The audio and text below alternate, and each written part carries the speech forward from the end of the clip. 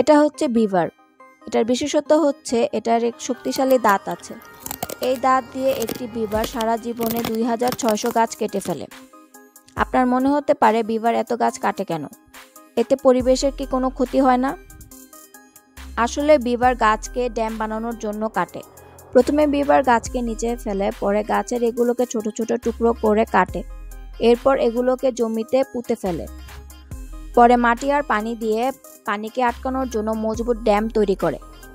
এই ড্যাম তাদের শিকারীর হাত থেকে এবং শীতে খাদ্য সংকট থেকে রক্ষা করে, কারণ বিভার ঠান্ডার মধ্যে এই গাছের টুকরো খেয়ে বেঁচে থাকে।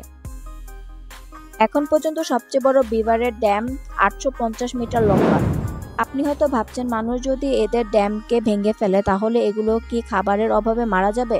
কিন্তু না, এমন কিছুই হবে না, কারণ বিভার একদিনে একটি ড্যাম তৈরি করতে পারে।